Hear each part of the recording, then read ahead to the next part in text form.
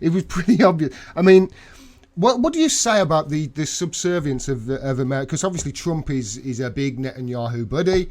You know, there's subservience to Israel. Is it 3.8 billion you're sending a year for their defense over 10 years? And that was Obama who set up that deal. What do you say about it? Because obviously over here, we're just as subservient to Israel as well, especially if you're in the Labour Party, it seems, because, I mean, you know, they seem to be doing Israel's. But what do you say to it over there? That, you know, the way that you are basically, you know, it's all.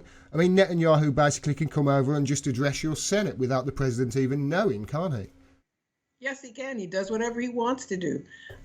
We have a system that's set up to make sure that there is complete compliance with support of Israel. Elected officials here in New York City, we have local elected officials, not members of Congress, city council members, members of the New York State legislature who regularly make trips to Israel. They're all invited to Israel, and none of them say no, because the people with money, and then of course you're called an anti-Semite, but people who are Zionists, they are very serious about defending Israel, and they use everything they can, legally, and I think skirting legality too, to make sure that any elected official who steps out of line suddenly faces a well-funded opponent.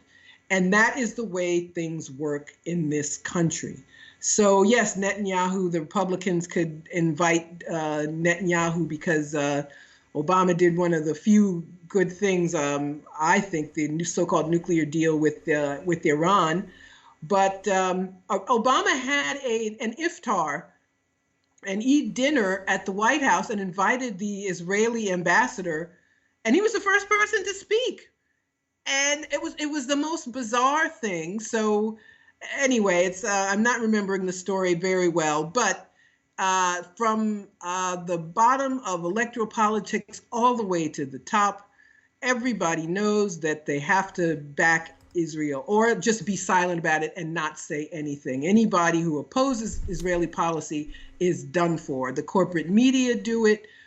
People censor themselves. There's a man who lost his job at a university, Stephen Saleta. He is a Palestinian American, and when Israel was massacring people in Gaza, he tweeted about it a lot. They took the man's job. They have also made sure he never worked in academia again. He cannot he ultimately settled, got damages, but they make sure he never, ever works in academia again.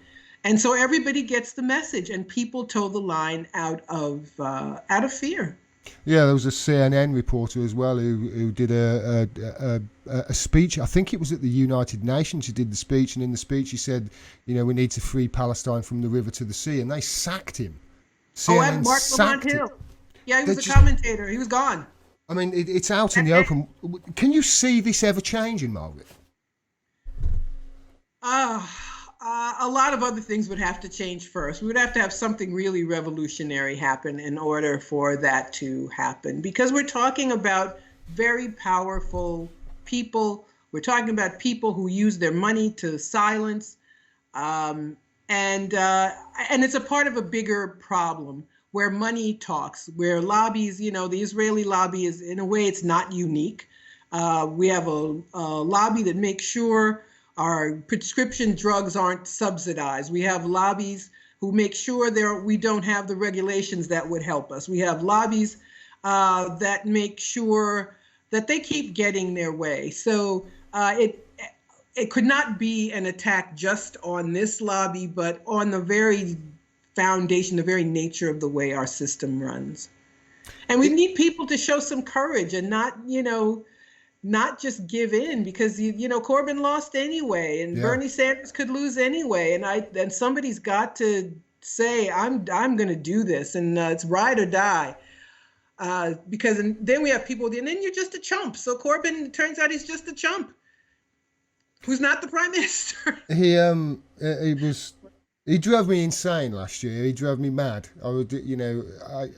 Everything that he stood for his whole career. His whole career, he has stood up for the rights of Palestinian Arabs. His whole career, he stood up for the rights of Palestinian Arabs against what he feels is a crushing illegal occupation of a nuclear armed country. And he's right. And then he finally gets to power and they hit him with this anti-Semitism question, are you an anti-Semite? And it's so easy, Margaret, to knock that out of the park at the first. It's so easy to hit that ball so hard.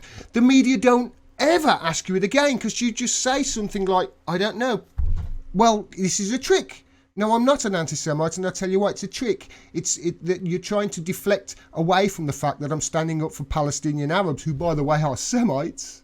So if you want to talk about anti-Semitism, let's talk about the anti-Semitic treatment of those Semites by Zionists.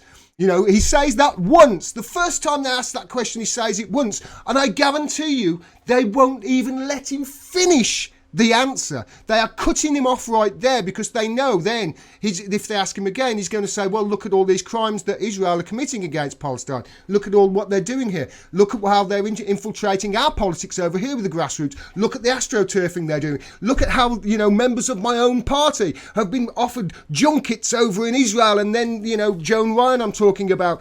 He says that and they never, ever ask him that question again, do they? And what does he do instead? Instead of taking that, I'd say it's like in football. The goal is out. The winger's crossed it to him. He's a yard out. All he's got to do is tap the ball in. And instead of what he's tried to do is dribble it around 7 people, do some keepy-uppy, and then an overhead kick from 40 yards away. Trying to say this ridiculous, I oppose racism in all forms.